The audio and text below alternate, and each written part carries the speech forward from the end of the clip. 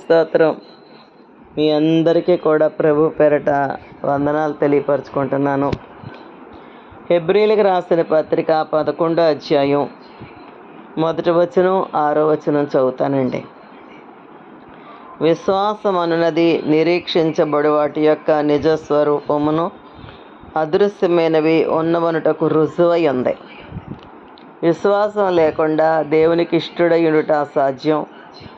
దేవుని యొద్దకు వచ్చేవాడు ఆయన ఉన్నాడనియో, తన్ను వెదకు వారికి ఫలము దయచేయవాడనియో నమ్మవలను కదా. దేవునికి స్తోత్రం. విశ్వాసం గురించి వాక్యం చెప్తుంది. ఆయన దగ్గరికి వచ్చినప్పుడంట తన్ను వెదుకు వారికి ఆయన ఫలం దయచేస్తాడని నమ్మవలను కదా అంటున్నాడండి. ఒకసారి యేసుప్రభు వారు నీడల్లోంచి కాలు కిందకు పెట్టి నీటి మీద నడిచారు. యేసుప్రభు దేవుడు కనుక నడవగలిగాడు. అయితే పేతురు అంటాడు, నేను కూడా నడుస్తాను ప్రభువా అంటాడు. యేసుప్రభు అంటారు, నువ్వు నడు. అయితే పేతురు కూడా విశ్వాసం ఉంచాడు. మొత్తానికి నీళ్ళ మీద నిలబడ్డాడండి. నీళ్ళ మీద నిలబడ్డాడు. ముందో కాలు పెట్టాడు, రెండో కాలు కూడా పెట్టాడు. తర్వాత గాలి చూసి భయపడ్డాడు, కానీ మొత్తానికి నీటి మీద నిలబడ్డాడండి పేతురు. ఏంటంటే విశ్వాసం వల్లే. తర్వాత భయపడ్డాడు కానీ. కనుక మన భక్తిలో మనకు ఉండవలసింది ఏంటంటే అచంచలమైన విశ్వాసం ఉండాలండి. ఇది జరగదో అన్నప్పుడు కూడా నా ప్రభు చేస్తాడు అని నమ్మడమే విశ్వాసం అండి. ఇది జరగదో అని అంటున్నప్పుడు నా ప్రభు చేస్తాడు అన్నదే విశ్వాసం. పిల్లలు పుట్టరో అన్న విశ్వాసం ఉంచాలండి. పదే పదే ఆయన దగ్గరికి వెళ్ళి గోజాడుకుంటూ ఉండాలి. నేను పంపను, ఇశ్రాయేలీయుల్ని పంపను, యెహోవా ఎవడో అంటాడండి. ఎవరో ఫరో అంటాడు. అప్పుడు యెహోవా చెప్తాడు, నేను చేయబో కార్యాన్ని నిశ్చయంగా నువ్వు చూస్తావు అంటాడు మోషేతోటి. ఫరో పంపేటటువంటి వ్యక్తి ఎలాగ పంపాలో, ఎలాగైతే పంపుతాడో దేవుడికి తెలుసండి. ఆయన అంత సమర్థుడు మన దేవుడు. మొత్తానికి ఫరో పంపేటట్లుగా దేవుడు చేశాడు. ఆయన మాట నెరవేర్చుకున్నాడు. మనం ఏం చేయాలంటే ఆయన దగ్గరికి వెళ్ళి మొరపెట్టుకుంటా ఉండాలండి. హన్నా హృదయం కొమ్మరించుకుంది. హృదయాన్ని ఆయన సన్నిధిలో కొమ్మరించుకుంటూ ప్రార్థన చేయాలి. మనం కూడా విధవరాలు అన్యాయస్తుడైన న్యాయాధిపతిని గోజాడుకున్నట్లు గోజాడుకోవాలండి ఆయన దగ్గర. ఉదయం, మధ్యాహ్నం, రాత్రి ఎప్పుడు సమయం దొరికితే అప్పుడు మనం కొంచెం కూడా మన సమయాన్ని దుర్వినియోగం చేసుకోకూడదండి. ఎంతోమంది సమస్యలు చెప్తున్నారు, చర్చికి వస్తున్నారు, కానీ ఇలాగా గోజాడుకుంటా నేర్చుకోలేకపోతున్నారండి. ఇలాగ మొరపెట్టుకోవటం లేదు దేవుడికి. అటు ప్రార్థన చేస్తున్నారు, ప్రార్థన చేయించుకుంటున్నారు, ఇంటికి వచ్చిన తర్వాత మామూలు జీవితాన్ని జీవిస్తున్నారు.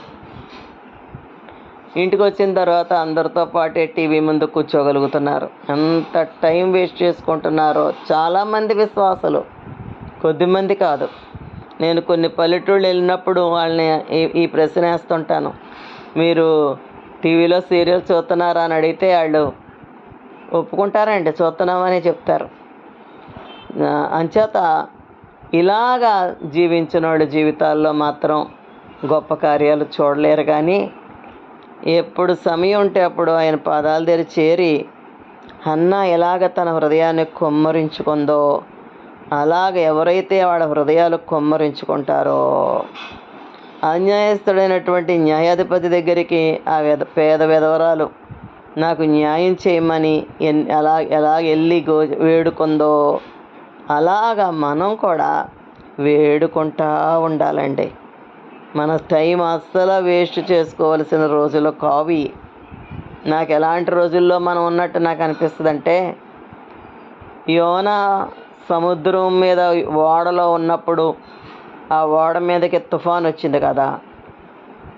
అది ఇంకా అలాగే తర్వాత దేవుడు దాన్ని ఆపాడు. కానీ ఆ తుఫాను ఆగి ఉండకపోతే ఆ ఓడ సముద్రంలో మునిగిపోయి వాళ్ళందరూ చచ్చిపోతారన్నమాట. చుట్టూ చుట్టూ తుఫాను, ఆ ఓడ చుట్టూ తుఫాను ఉందండి. అతను అంటాడు, ఆ కెప్టెన్, ఓడ నడిపే నాయకుడు వచ్చి అంటాడు, నావికుడు పోయి నిద్రపోతా, పడుకున్నావేంటి నువ్వు, లేచి ప్రార్థన చెయ్యి, చాలా ఉపద్రవంలో ఉన్నాం మనమని యోనాని తట్టి లేపుతాడు. ఎందుకని? ఉపద్రవంలో ఉన్నాం మనమని. అలాగే ఈనాడు మనం కూడా ఉపద్రవంలోనే ఉన్నామండి. మన చుట్టూ భయంకరమైన తెగుళ్ళైనా, భయంకరమైన యాక్సిడెంట్లైనా. 5 యవనస్తులు అంటండి, ఒక దైవజనరాలు చెప్తుంటే యూట్యూబ్లో విన్నాను. జాన్ వెస్లీ అక్కగారు చెప్తుంటే విన్నాను. 5 యవనస్తులు రోడ్డు మీద వెళ్తూ యాక్సిడెంట్ అయిపోయి అక్కడికక్కడే చచ్చిపోయారు. అటువంటి రోజుల్లో ఉన్నాం, అటువంటి దినాల్లో, దుర్దినాల్లో ఉన్నామని అంటుంది ఆవిడ. అంటే భయంకరమైన వ్యాధులు అయితేనే, భయంకరమైన యాక్సిడెంట్లు అయితేనే, ఏ రోజు ఎలా గడుస్తుందా అన్న దినాల్లో మనం ఉన్నామండి. కరువు కూడా పెరిగింది, కరువు రోజుల్లో ఉన్నాం మనం. ఉద్యోగాల సమస్య అయిపోతుంది, కొన్ని చోట్ల ఉద్యోగాలు తీసేస్తున్నారు అంటున్నారు. ఏమైనా దుర్దినాలే అంటాడు యేసుప్రభు వారు. దుర్దినాలు రాకముందే ఇప్పుడు వీటి యందు నాకు సంతోషం లేదు అని అనుకోకముందే నువ్వు దేవుణ్ణి పట్టుకో అంటాడు.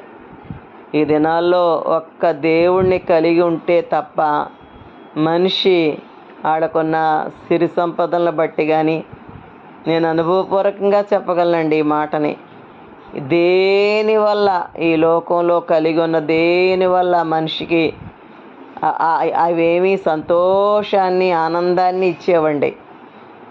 ఒక మనిషి సంతోషంగా, ధైర్యంగా, ఆనందంగా జీవించాలంటే మొదట దేవుడు చెప్పినట్టు బ్రతకాల.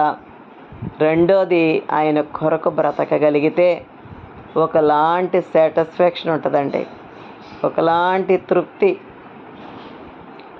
ఆ రోజు 2 గంటల పైనే మాట్లాడేశాను, కొంచెం గొంతుకు నొప్పెట్టిందండి. ఒక టైంలో ఏదో శక్తి కమ్ముకున్నట్టు అయింది నాకు ముక్కుల్లో. అప్పుడు వాయిస్ పెరిగిపోతాయి. ఆ టైంలో నేను దిగిపోయిన తర్వాత అన్య స్త్రీలు ఉన్నారు అక్కడ, వాళ్ళని వదిలేకపోయానండి. మళ్ళీ వాళ్ళని పట్టుకున్నాను అన్నమాట.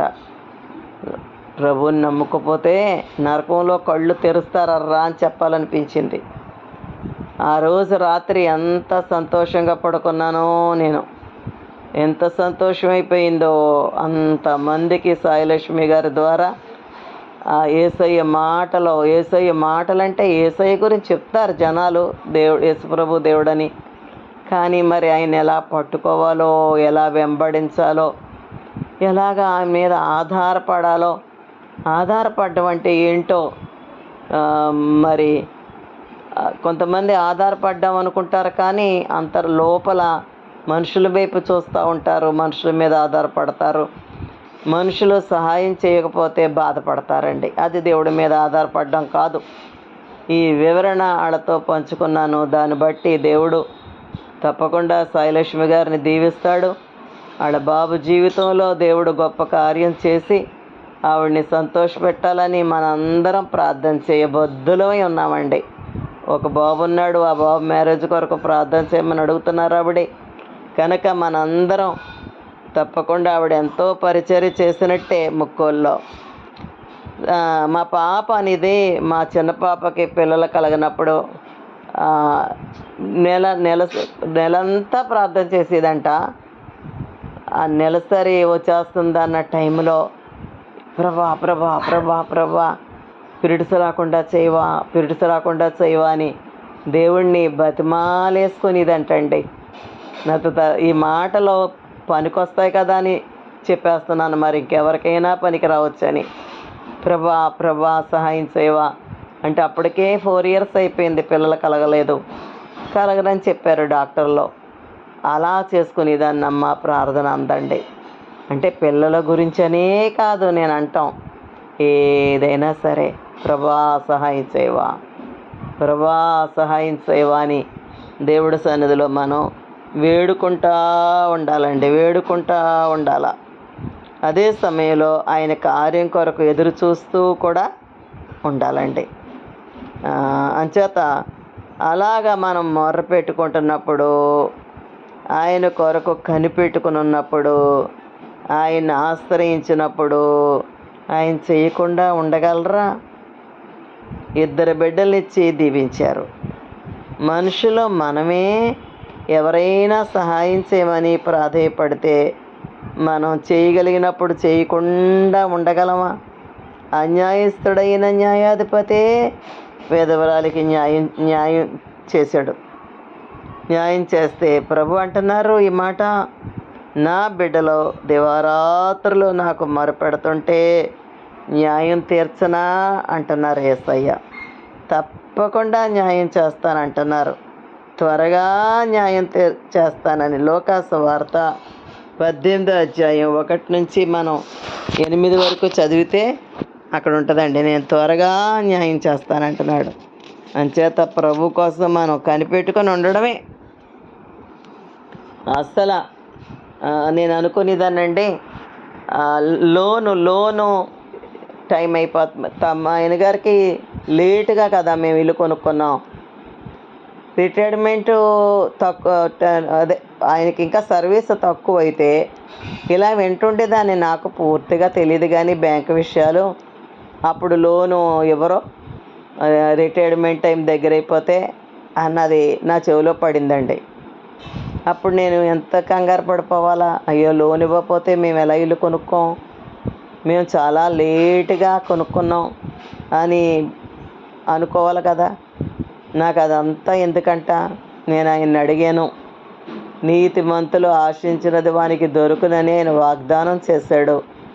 అంతే, ఆ వాగ్దానం చేసిన దేవుడు ఆయనే చూసుకుంటాడు. ఎంతైనా గొప్ప దేవుడు అండి ఆయన, ఎంతైనా నమ్మదగిన దేవుడు ఆయన. మన విశ్వాసాన్ని కొన్నిసార్లు ఆయన పరీక్ష చేస్తూ ఉంటాడండి. అలా అంచేత మనం నమ్ముకున్నదే ఏ మానవుడిని కాదండి, మనుషులే కొన్నిసార్లు మన పట్ల నమ్మకంగా ప్రేమ చూపించిన వాళ్ళు ఉన్నారు. మన లైఫ్లో నమ్మకంగా మన పట్ల ఉన్న మనుషులు ఉన్నారు, నా జీవితంలో ఉన్నారండి. కానీ అలాంటిది దేవుడు ఇంకెంత నమ్మకస్తుడు అంటారు. ఆయన్ని మనం ఆశ్రయించినప్పుడు ఆయన తప్పకుండా మనల్ని ఆదుకుంటాడు. యాయేరు జీవితాన్ని ఒకసారి మనం జ్ఞాపకం చేసుకుంటే, యాయేరు వచ్చి యేసుప్రభు వారిని పిలిచాడు. పిలిస్తే ప్రైజ్ ది లార్డ్, హల్లెలూయా, ఆయన బయలుదేరారు. ఈలోగా రక్తస్రావం గల స్త్రీ ఆయన్ని పట్టుకోవడం, ఆవిడ బాగవడం, ఎంత చచ్చిపోవడానికి సిద్ధంగా ఉంది, ప్రభువా రమ్మని పిలిచాడు. అప్పుడు యేసుప్రభు వారు ఏం చేయాలా, ఆయన వెనకాల వెళ్ళిపోవాలి కదా కంగారుగా. అయితే కంగారుగా వెళ్ళలేదు ఆయన. ఎవరో నన్ను ముట్టుకున్నారు అంటాడు ఆయన. అయితే ఎంత కంగారు చేయాలంటారు యాయూరికి. శిష్యులు అంటారు, ప్రభువా జనసమూహం నీ మీద పడుతున్నారు, ఎవరో నన్ను ముట్టుకున్నారంటావేంటి, ఎంతమంది తగులుతున్నారు నీకు అని వాళ్ళు అంటాం. మళ్ళీ యేసయ్య లేదు ఎవరో ముట్టుకున్నారంటాం. ఈవిడొచ్చి నేను ప్రభువా అని అంటాం. ఆవిడ సంగతి అంతా చెప్పుకుందని ఉంటుంది అక్కడ. అప్పుడు ప్రభు మళ్ళీ ఆవిడకి సమాధానాన్ని ఇచ్చి ధైర్యపరచడం. ఎంత టైం పడుతుందండి ఇదంతా జరిగేసరికి? పరిగెత్తి పారిపోలేదండి, ఈయన రావట్లేదు అని ఇసుకోలేదు. యాయేరు ఓపిగ్గా ఉన్నాడు, అంత చూస్తున్నాడు. అలాగా లోపల కంగారుగా ఉన్న యేసయ్య రాక కొరకు చూస్తున్నాడు. ఈ లోపుగా చావు కబురు వచ్చేసింది. ఆ చావు కబురు వినగానే నాకు ఇలా అనిపిస్తుందండి, పరిగెత్తుకుంటా యేసుప్రభా నువ్వు పిలిస్తే వచ్చేవు కాదు, నువ్వు నేను బతికొండగా రా అని అడిగాను. చచ్చిపోవడానికి సిద్ధంగా ఉందా అని అన్నాను. అనుకుంటూ ఆయన అక్కడికక్కడే యేసుప్రభు వారి మీద విసుక్కొని పరిగెత్తుకొని వెళ్ళిపోలేదండి. అక్కడే ఉన్నాడు. వచ్చింది ఎవరి దగ్గరికి వచ్చాడు? యేసుప్రభు దగ్గరికి వచ్చాడు. డాక్టర్ గారు కాదు చనిపోయిందమ్మా అని ఆగిపోవడానికి. డాక్టర్ ఇంక రాడుగా, పేషెంట్ చనిపోయిందని తెలిస్తే. ఆయన డాక్టర్ కాదు, దేవుడు. మరి ఆయన ఏమన్నాడు? ఆయన ఆలస్యం చేశాడు అని అంటే నీ పట్ల నువ్వు నిజంగా ఆయన్ని పట్టుకొని ఎలాడుతున్నట్లయితే, నువ్వు నిజంగా ఆయన సన్నిధిలో మొర్ర పెట్టుకుంటున్నట్లయితే, నువ్వు నిజంగా ఆయన కొరకు కనిపెట్టుకొని ఉన్నట్లయితే, నువ్వు నిజంగా ఆయన మీద విశ్వాసం ఉంచినటువంటి బిడ్డవైతే, నువ్వు ఆలస్యమైనప్పుడు నువ్వేమనుకోవాలంటే, దేవుడు నా పట్ల ఇంకా ఇంకా పెద్ద అద్భుతం చేస్తాడని నమ్మాలి కదా. ఎందుకు నమ్మాలంటే నీకు ఆయురే. ఇంకా అద్భుతమైన చచ్చిన బిడ్డను బ్రతికించి ఇచ్చాడు ఆయన. చనిపోయిన బిడ్డని బ్రతికించాలనుకున్నాడు ఆయన. అంచేత దేవుని బిడ్డలమైనటువంటి మీరైనా నేనైనా సరే, మన జీవితాలలో ఏదైనా ఆలస్యం అయిపోతున్నప్పుడు ఒక్కటే నా పరలోకపు తండ్రికి చెప్పాను. నేను చెప్పుకున్నాను ఆయనకి, ఆయన సామాన్యుడైనటువంటి దేవుడు కాడు. నేను ప్రార్థన చేసినప్పుడే మొట్టమొదట చేశాను కదా, అప్పుడే ఆయన విన్నాడు ఆ ప్రార్థన. ఇంకా నాకు జవాబు రాలేదు, కానీ ఆయన విన్నాడు, జవాబిస్తాడు. దేనికి ఆలస్యం చేస్తున్నాడో, ఆయన ఉద్దేశం ఏమై ఉందో, ఆయన ప్రణాళిక ఏమై ఉందో అని మనం నమ్మాలండి ఆయన్ని. దేవుడు అంతకంటే పెద్ద అద్భుతం చేసి ఆయన మహిమ పొందుకుంటాడు. అదే సమయంలో మనల్ని కూడా సంతోషపెడతాడండి. ఇందా చెప్పాను కదా, దేవుని యొద్దకు వచ్చేవాడు ఆయన ఉన్నాడనియు, తన్ను వెదుకు వారికి ఫలము దయచేయవాడనియు నమ్మవలను కదా అంటున్నాడు ఆయన. నమ్మాలి, తప్పకుండా ఆయన ఫలం దయచేసే దేవుడండి. కనుక మన సైడ్ నుంచి అవిశ్వాసపడిపోకూడదు, మన వైపు నుంచి అధైర్యపడిపోకూడదు. ఇంకా జరగట్లేదులే, ఇంకా చేయట్లేదులే అని నిరుత్సాహపడకూడదు. మన వైపు నుంచి ప్రార్థన తగ్గకూడదు. ప్రార్థన చేస్తానే ఉండాల, మొర్ర పెడతానే ఉండాల. అప్పుడు దేవుడు ఏమనుకుంటాడో చెప్పండి. అలా మొర్ర పెడతా ఉంటుంటే అలా వినేసి ఊరుకునే దేవుడా మన దేవుడు? తప్పకుండా సహాయం చేస్తాడండి. మీరు వినే ఉంటారు ఈ విషయం. ఒకసారి భార్యాభర్తలు కారు మీద హానిమూన్ వెళ్ళారటండి. తిరిగి వచ్చేస్తుంటే చీకటి పడిపోతున్న టైంలో దేవుడు ఎంత అద్భుతాలు చేస్తాడో చూడండి. కారు అయిపోయిందంట, భయపడిపోతుందంట భార్య. భయపడిపోతుంటే, ప్రభువా ఎలాగా మేము చీకటి పడుతుంది, కారు చూస్తే ఇక్కడ ఆగిపోయింది, మరి మేము ఎలాగ రిటర్న్ అవ్వాలి ప్రభువా అని మొరపెడుతుంటే ఒక ఆయన వచ్చాడటండి వాళ్ళ దగ్గరికి. ఒక కారు ఆపి ఇలా ఇలా ఇలా తిప్పాడంట వైర్, ఏదో కారు స్టార్ట్ అయిపోయిందంట. మేము ఇందాకటి నుంచి కుస్తీ పడుతున్నామండి, మాకు జరగలేదు అని అంటే అన్నాడంట, ఈ కారు తయారు చేసినోడిని నేనే అన్నాడంట. ఆ టైంలో అతను అక్కడికి రావాలా? రప్పిస్తాడండి ఆయన. యోసేపుని గోతులో తోసేద్దాం అనుకుంటున్నప్పుడు అక్కడికి ఇష్మాయేలీని రప్పించాడండి ఆయన. బానిసగా కొనుక్కునే వ్యక్తులను తీసుకొచ్చి యోసేపుని ఆ గోతులో చంపేయకుండా కాపాడాడు. తప్పకుండా ఆయన మనల్ని ఆదుకునేటటువంటి దేవుడండి. మనం ఇంకంతకంటే ఏమైనా చేయగలమా? ఆయన మీద నమ్మకం కాకుండా ఇంకో దారి ఉందా మనకి? అంతే, రోజు ఆయనకు మొరపెట్టుకోవడం, ఆయన మనకి అవకాశం ఉన్నంత వరకు ఆయన కొరకు బ్రతకడం. అంచేత 1వ రాజుల గ్రంథంలో ఇంకొక మాట చెప్పాలి మీకు. మనం ప్రతికూల పరిస్థితుల్లో కూడా విశ్వాసం ఉంచాలండి. ప్రతికూల పరిస్థితుల్లో ఎలాగంటే ప్రకృతికి విరుద్ధంగా కూడా ఆయన తన కార్యాలు జరిగిస్తాడండి. ప్రకృతికి పేతురు యేసు వైపు చూశాడు, విశ్వాసం ఉంచాడు, ప్రకృతికి విరుద్ధంగా నీటి మీద నిలబడ్డాడు. మన భక్తి అలా ఉండాలని దేవుడు ఆశపడుతున్నాడండి. 1 రాజులు 17వ అధ్యాయం 16వ వచనం చదివితే, పిండి తీస్తుంటే తగ్గాల కానీ తీస్తుంటే పెరుగుతుందంట. తీస్తుంటే ఏం జరుగుద్దండి సహజంగా? మరి ఇది కూడా అసహజమే కదా. నీళ్ళల్లో మునిగిపోవడం సహజం, కానీ నిలబడ్డాడు పేతురు. అసహజమైంది పేతురు విశ్వాసం వల్ల చేయగలిగాడు. అలాగే ఇక్కడ జరుగుతున్నది కూడా, తీస్తుంటే తగ్గిపోవాలి పిండి, కానీ పెరుగుతుందటండి, దీవించబడుతుందటండి ఆ పిండి నూనె కూడా. ఎందుకని అంటే ఆవిడ దేవుడికి ప్రప్రదమైన స్థానం ఇచ్చిందండి. అలా అడగగానే, ఏలినవాడా యెహోవా జీవంతోడు, ఇంకొంచెం పిండి కొంచెం నూనె ఉందంటది.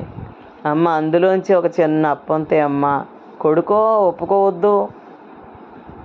బిడ్డకి ఎవరో అపరిచితమైన వ్యక్తి ఆయన వచ్చాడు, బిడ్డకి పెట్టుకోకుండా పట్టాడంటే ఎంత చెప్పండి. కానీ బైబిల్లో ఒక అద్భుతమైన మాట ఏంటంటే, నాకు ఇష్టం ఈ మాట. ఆమె ఏలియా చెప్పిన మాట చెప్పున చేయగా. మన జీవితాల్లో దేవుడు చెప్పినట్టుగా చేసినప్పుడు మనం తప్పకుండా అద్భుతాలు చూస్తామండి. ఒక్కటే దేవుడు చెప్పినట్టుగా నేను జీవిస్తున్నానా అని చూసుకోగలిగితే చాలండి. కానీ జీవించలేం, మనుషులం కదా.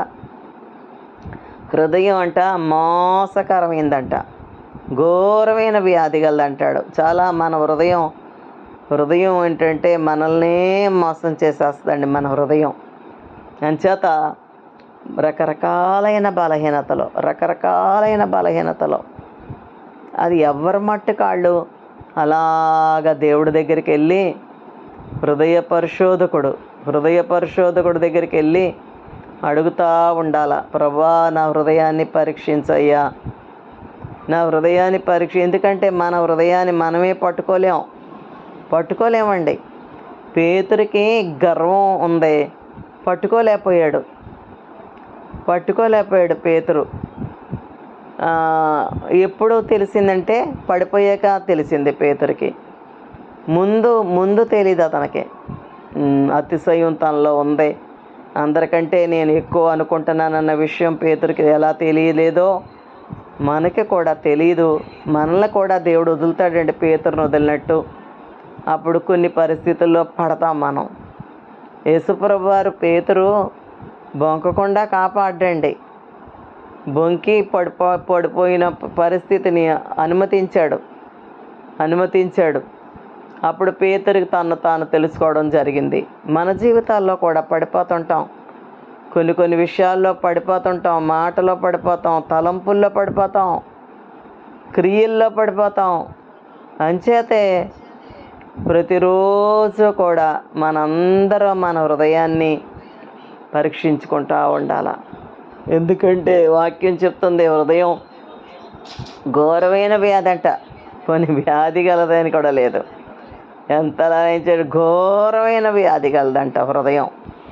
అంచేత లోపల పైకి కనబడినటువంటి బలహీనతలు ఉంటాయండి. స్వార్థం ఉంటుంది, నాకే ఉంటుంది. మనం బాగా దేవుడిలో ఎదిగి కొలిది ఒక్క రోజులో పోదండి బాబు. ఇది ఎదిగే కొలిది ఒక్కొక్కళ్ళకి ఇది నేనే తినాలా అలా కూడా ఉంటాయండి బాబు. నేను ఒక సిస్టర్ చెప్తుంటే విన్నాను, ఆడ సహోదరట ముందు తినేసేదంట భోజనం దగ్గర, తనకేం కావాలో చూసేసుకునేదంతే. తర్వాత మేము ఉన్నాం, మాకుందా లేదా అని కూడా చూసేది కాదు అని ఒక సహోదరి నాతో చెప్తుంటే విన్నానండి. ఇలా కూడా ఉంటారన్నమాట. అదే రకరకాలు చెప్తున్నాను కదా. ఒక్కొక్కళ్ళకి స్వార్థం, ఒక్కొక్కళ్ళకి అతిశయం, ఏదో ఒక అతిశయం, లేకపోతే ఇతరులని చిన్న చూపు చూడడమో, తక్కువగా చూడడమో, ఇలాగా పరిశీలించుకుంటానే ఉండాలండి. అప్పుడేమవుద్దంటే మన జీవితంలో తీసే కొలది పెరుగుతుంటుంది. అంచేత కరువుకి దేవుని బిడ్డలో భయపడక్కర్లేదండి. దేవుని యందు భయభక్తులతో ఎవరైతే జీవిస్తారో వాళ్ళు ఎలా ఉంటారంట, నీటి ఒడ్డున చెట్టు నాటబడిన చెట్టులా ఉంటామంట. ఆ వేర్లట ఆ నీటి కాలువలోకి తన్ని ఉంటాయంట ఆ చెట్టుకి. ఆ ఊట పీల్చుకుంటుందంట అండి ఆ చెట్టు. అందువల్ల అదేంట ఎండాకాలం వచ్చినా ఏమైపోతున్నా వర్షం పడకపోయినా కాపు మానదటండి ఆ చెట్టు. అలా ఉంటామట మనం. ఎందుకని అంటాడు, ఇర్మియాలో అంటాడు ఈ మాటలో, ఆ చెట్టు యొక్క వేళ్ళు ఆ నీటి కాలువలోకి ఉన్నాయంటండి. ఆ కాలువలోంచి నీరు వర్షం పడకపోయినా ఆ నీరు పీల్చుకుంటుందటండి ఆ చెట్టు. మనం అలా ఉంటామంట. ఎంత ధన్యులు ఇప్పుడు చెప్పండి. మేము కొన్ని కోట్లు ఉంటే పర్వాలేదు, ఈ ఉద్యోగాన్ని బట్టి పర్వాలేదు అని అనుకోవడానికి లేదు. ఎప్పుడు ఎవరి పరిస్థితి ఎలా మారద్దో తెలియదండి. ఒక వ్యక్తి నిజదేవుడిని తెలుసుకొని ఆ నిజదేవుడి యొక్క మార్గంలో జీవించినప్పుడు ఆ వ్యక్తికి మాత్రం ఏది కొదువు ఉండదండి. దావీదు మహారాజు వృద్ధాప్యలో అన్నాడు ఈ మాటలో, ఒకప్పుడు నేను చిన్నవాడినై ఉంటిని, ఇప్పుడు నేను వృద్ధుడిని అయిపోయాను. దేవుని బిడ్డలో విడవబడ్డం కానీ భిక్షం ఎత్తుకోవడం కానీ నేను చూడలేదంటాడండి. నేను చూడలేదు. అంచేత నిజంగా దేవుని వెంబడించే బిడ్డలో అలా ఉంటారన్నమాట. కీర్తన గ్రంథం 11:4 ఉంటుంది, యెహోవా తన పరిశుద్ధ ఆలయంలో ఉన్నాడు. యెహోవా సింహాసనము ఆకాశమందుంది. ఆయన నరులను కన్నులారా చూచుచున్నాడు. తన కనుదృష్టి చేత వారిని పరిశీలిస్తున్నాడటండి. దుష్టులు బలాత్కార శక్తులు ఆయనకు అసహ్యులు. యెహోవా నీతిమంతుడు, ఆయన నీతిని ప్రేమించేవాడు. నెబుకద్నెజరు గురించి మనం వాక్యంలో చూస్తే, పాపం చేస్తూ నీతి న్యాయం లేకుండా కనికరం లేకుండా జీవిస్తుంటే దేవుడు హెచ్చరించి, నువ్వు పశువులాగా అరణ్యంలో మంచుకు తడుస్తూ ఎండకెండుతూ గడ్డి తింటూ బ్రతకవలసి వస్తుంది. మనుషులు నిన్ను తరిమేస్తారు. నువ్వు ఈ పాపాలు మాని ఎవరి పట్లయితే నువ్వు కఠినంగా ప్రవర్తించావో వారి ఎడల నువ్వు కనికరం చూపిస్తే, అంటే పాపాలు మానితే నీతి న్యాయం కలిగి జీవిస్తే నీ క్షేమం నీకు ఉంటుందని చెప్తాడండి దేవుడు. అలా చెప్తాడు దానియేలు నెబుకద్నెజరు రాజుకి. నువ్వు ఇలా బ్రతికావు, అందువల్ల నీకు ఎటువంటి పనిష్మెంట్ రాబోతుంది. నువ్వు కానీ నీ జీవితాన్ని సరిచేసుకుంటే నీ క్షేమం నీకు ఉంటుంది అంటాడు. కనుక ఈ మాటలు మనం చదువుకుంటున్నప్పుడు ఏమనుకోవాలంటే, మనల్ని మనం పరిశీలించుకుంటూ ఉండాలా. అమ్మో, నెబుకద్నెజరు ఇలా జీవించాడా, కఠినంగా జీవించాడా, ఎక్కడైనా పాపం చేశానా, ఎవరి ఎడలైనా సరే నేను కఠినంగా ఉన్నానా, నీతిగా బ్రతుకుతున్నానా, న్యాయాన్ని అనుసరిస్తున్నానా అని అనుకుంటూ ఉండాలండి. మనం ఈ మాట చదువుతున్నప్పుడు ఆ నెబుకద్నెజరు కొన్ని బుద్ధులు, గర్వం మనలో కానీ గర్వం దేని బట్టైనా నాకు అతిశయమా, గర్వపడుతున్నానా నేను, ఈజీగా వచ్చేద్దండి ఈ గర్వం మనుషుల్లోకి. లూసిఫర్ స్వభావం ఇది. డబ్బును బట్టో అందాన్ని బట్టో ఆటోమేటిక్గా డబ్బున్నవాళ్ళు నాకు కనబడుతుంటారు. వాళ్ళు ఆ రకమైన అతిశయం వచ్చేస్తండి వాళ్ళకి. అంచేత మనం ఇలాంటి మాటలు చదువుతున్నప్పుడు ఇటువంటి దుర్గుణాలు నాలో కానీ ఉన్నాయంటావా? అమ్మో, అలాగాని ఉన్నాయంటే దేవుడు ఇందులో రాయించి ఎందుకు పెట్టాడు? మనకు బుద్ధి కలగడానికి. నెబుకద్నెజరు స్టోరీ ఎందుకు పెట్టాడు? గర్వం ఎంతగా దానివల్ల అతను అరణ్యం పాలైపోయాడో మనం తెలుసుకొని అలాంటి దుర్గుణాలు మనలో ఉండకుండా చూసుకోవడానికే ఉన్నవాడను అనువాడనై ఉన్నాను అన్నాడు ఆయన. ఆర్థిక ఇబ్బందుల్లో జనం మనల్ని తిట్టుకుంటుంటే, నింద మోస్తున్నప్పుడు అన్యాయం జరుగుతున్నప్పుడు, రహస్యంగా కూర్చొని ఏడుస్తున్నప్పుడు, ఇతరులు నిన్ను తృణీకరిస్తున్నప్పుడు ఆయన ఉన్నాడు. అది మాత్రం మర్చిపోకూడదు. ఆయన ఉన్నాడు. ఉన్నవాడను అనువాడనై ఉన్నానంటున్నాడు ఆయన. ఆయన ఉన్నాడు, చూస్తున్నాడు. నువ్వు కూర్చొని ఏడుస్తుంటే ఆయన చూస్తున్నాడు. నీకు అన్యాయం జరుగుతుంటే ఆయన చూస్తున్నాడు. ఇతరులు నిన్ను తృణీకరిస్తుంటే ఆయన ఉన్నాడు, ఆయన చూస్తున్నాడు. కానీ నువ్వు ఆయన్ని ఆశ్రయించినందువల్ల నీ కథ ఎలా మలుపు తిప్పాలో, నీ సమస్యలు ఎలా పరిష్కరించాలో చూస్తున్నాడు. ఒక్కోసారి కృంగిపోతావు ఆ సమస్యలను బట్టి.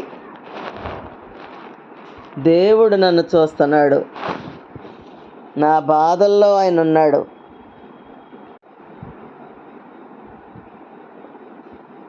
మనం నమ్మాల నన్ను చూస్తున్నాడని. ఈ ఒక్క విశ్వాసం నీకుంటే నీ వేదన నీ దగ్గరికి, ఏ వేదన నీ దగ్గరికి రాదు. నిన్ను అన్యాయంగా అంటుంటే మనుషులు పెట్టు నిందకు భయపడకంటాడు ఆయన వాక్యంలో. ఒక దైవ సేవకుడు నన్ను నిందిస్తున్నారని బాధపడుతున్నాడటండి ప్రార్థనలో. అప్పుడు ప్రభు అన్నారంట, మనుషులు పెట్టే నిందలకి భయపడకన్నారట. అలాగా నువ్వు వాక్యం చదువుతుంటే నీతో కూడా మాట్లాడేటటువంటి అనుభవాన్ని మనం పొందుకోవాలండి. నేను కూడా ఒకసారి అన్యాయంగా నిందలు పడ్డానండి. ఒకసారి అన్యాయంగా అవి విని కూర్చొని పెద్దగా ఏం చేసేలేదు ప్రార్థన. దేవుడితో అన్నాను, చూసావా ప్రభా ఎలా అంటున్నారో అన్నానండి. అనగానే ఒక వాక్యం నా మనసులోకి వచ్చిందండి. అదే పరిశుద్ధాత్మ దేవుడు మాట్లాడడం, నిన్ను నిందించిన వారి నిందలో నా మీద పడ్డాయి అన్నాడండి ఆయన. అంతే, ఎప్పుడైతే ఆయన నాతో ఆ మాట అన్నాడో నాకు ఇంకా బాధ కొంచెమైనా నాలో లేకుండా పోయిందండి. నాలో లేకుండా పోయింది ఆ బాధ. మళ్ళీ ఒకసారి దేవుణ్ణి అడిగాను. నన్ను ఇలాగ అన్నారని ఒక సహోదరి బాధపడిపోతుంది నా దగ్గర. మీరు ఎంత ప్రేమించారు వాళ్ళని, మిమ్మల్ని ఇలాగ అంటున్నారు అని బాధపడి వెళ్ళిపోయిందండి నా దగ్గర నుంచి. మళ్ళీ నేను ప్రభువుని అడిగాను, ప్రభువా అవును ఇంత పెద్ద పెద్ద మాటలో పెద్ద పెద్ద నిందలు వేశారు నా మీద, నాకు బాధ కలగట్లేదేటి ప్రభువా అని అడిగితే పరిశుద్ధాత్మ దేవుడు మళ్ళీ మాట్లాడాడండి నాతోటి. అవి నీ మీద లేవు, అవి నా మీద ఉన్నాయి. ఆ నిందలు, నిన్ను నిందించిన వారి నిందలు నా మీద పడ్డాయని చెప్పాను కదా, నీ మీద లేవు, అందుకే నీకు నొప్పి పెడతలేదు. కానీ ఎవరైతే నిన్ను నిందించారో, ఎవరైతే నిన్ను అవమానపరిచారో నేను వాళ్ళకి తీర్పు తీరుస్తాను. సౌలు రాజుకి తీర్పు తీర్చిన దేవుణ్ణి, హామానికి తీర్పు తీర్చిన దేవుణ్ణి, నీ పట్ల అన్యాయంగా ప్రవర్తించిన వాళ్ళకు కూడా నేను తీర్పు తీరుస్తానని మాట్లాడాడు దేవుడు. అంచేత ఎంత గొప్ప దేవుడు మనకున్నాడండి. అంతే, ఆయన అలా మాట్లాడగానే మనలో ఉన్న బాధ ఉండదండి. ఇంకా పటాపంచలైపోద్ది ఆ బాధ. అందుకేమనుకోవాలంటే ఆయన ఉన్నాడు అలా అనుకోవాలి మనం. నాకు తోడుగా ఉన్నాడు అని నమ్మితే శోధనలో నువ్వు కృంగిపోవు.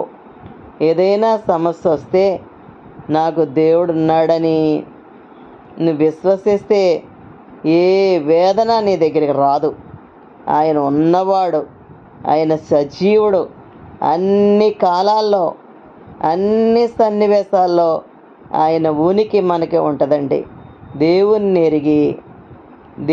ఎరిగి మనం విపత్కర పరిస్థితుల్లో కృంగిపోతున్నావంటే ఆయన ఉన్నాడని నమ్మటం లేదన్నమాట.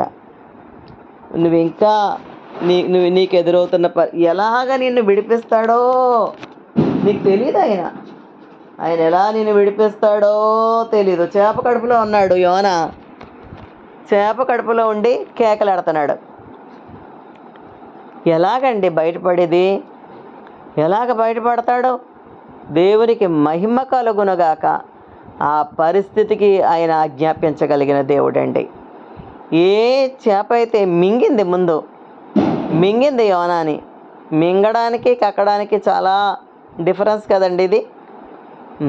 ఏ చేప అయితే మింగిందో ఆ చేపకి చెప్పాడు కక్కమని. ఎక్కడ కక్కమన్నాడు? ఒడ్డుకి వెళ్ళి కక్కమన్నాడండి దేవుడు.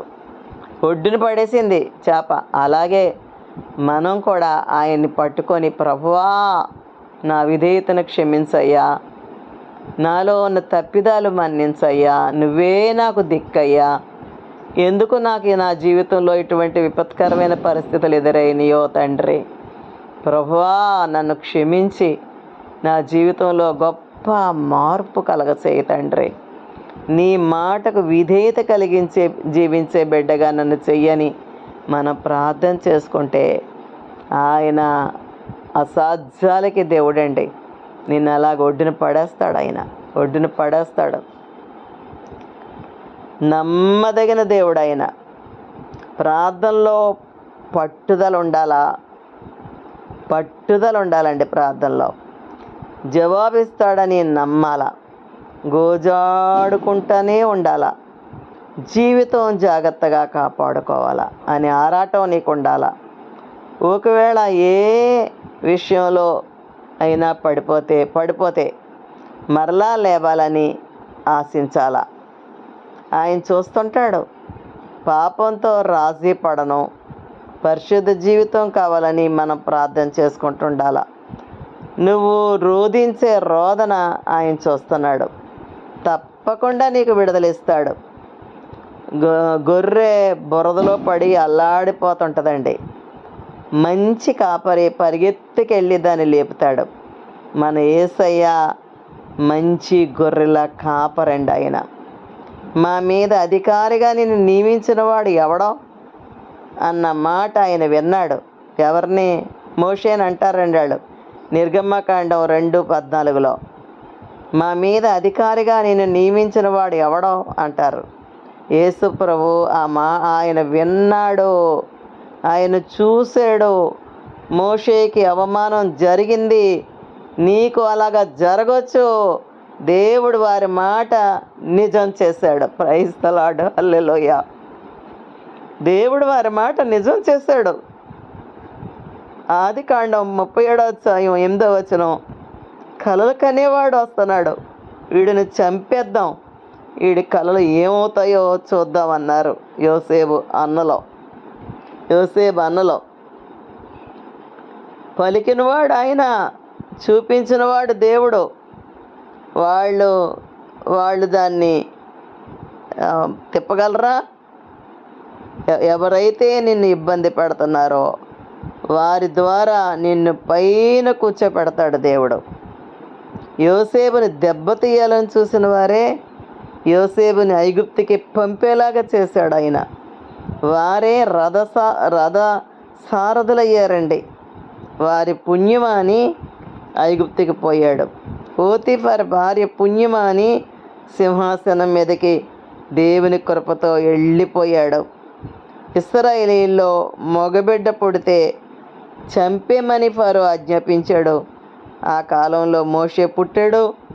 దేవుడు మోషేని ఫరో ఒళ్ళో పెట్టాడు.